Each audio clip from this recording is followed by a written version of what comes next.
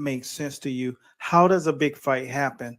Well, I'm going to let you hear directly from Eddie Hearn when he's speaking about when you got guys like Canelo Alvarez and David Benavidez.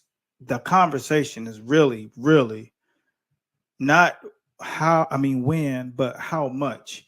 And let me show you why. Let me know exactly where you're watching from as you checking this out. But here he is. You heard the interview.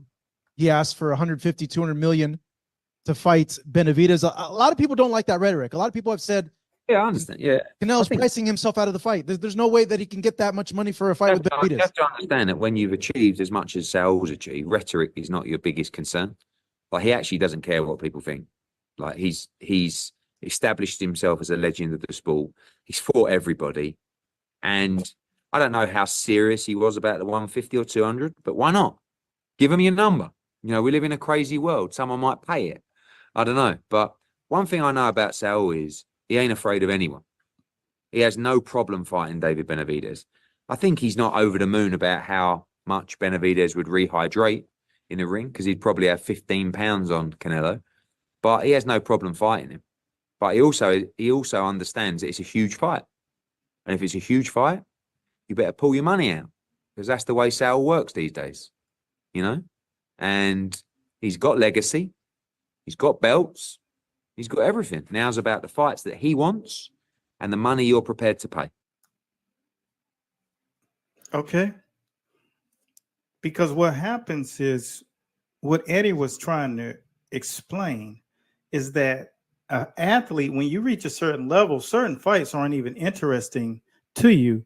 And it's not really important to Saul Canelo Alvarez, because he's actually built his audience.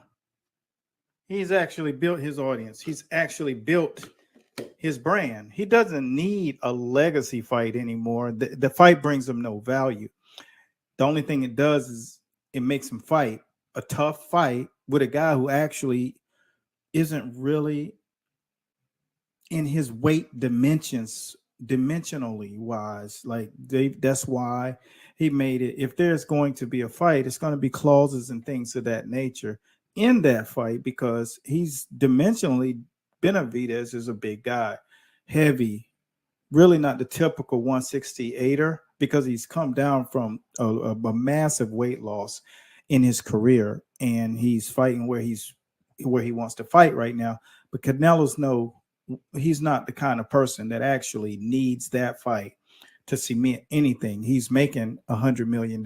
He's valued at, somewhere over nearly a billion he's earned. He's earning just like Mayweather was.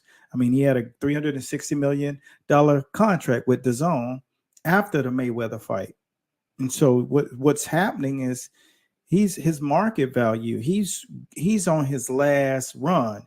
So his last run is all about capitalizing for his great grandkids. So you have to think about, what is it that Benavidez can do. And that's what the next show is going to be about. And I want you guys to really stay tuned. That I've been in the sport for so long, and the people that were my coaches had been in the sport for so long, but they weren't just coaches. They were businessmen in the sport of boxing, which is kind of why I've adopted that mentality, that mindset. And David Benavidez is a really good fighter. Let it be known. And the thing isn't about fighting great fighters now. Thing is about who can make the bag to secure my great grandkids' legacy in the financial realm. And so that entails what decisions make sense. Do you go out and fight the toughest fighter for the least amount of money? That doesn't serve his purpose. So before a lot of people get into the mentality that someone like Canelo is afraid, he just doesn't understand anything else in the world but fighting.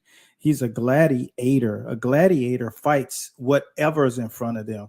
They have no discrepancy, and they don't have fear of another man. They overcome fear by fighting.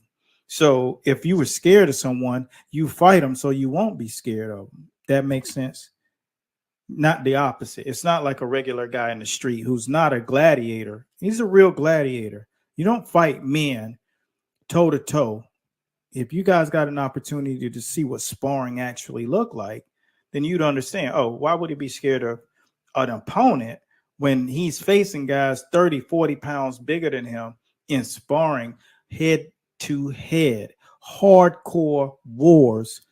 It doesn't make sense. So rethink everything and don't put a label on individuals who box, because they're doing something that not a lot of people on the planet will do, let alone if they were forced to do it. So with that being said, we want to make sure that you guys are connected. And we had a question from a young man who really was curious about how does he move himself through the rankings of boxing.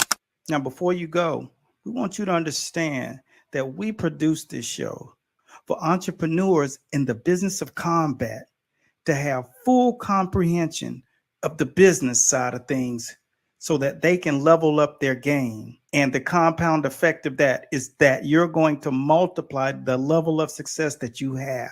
And I hope you understand that your success is not a dream, it's a destiny. So whatever you do, don't miss out on the next episode of this wisdom and insight. Hit that subscribe button and make sure you click the bells for notification. And let's keep grinding towards greatness together.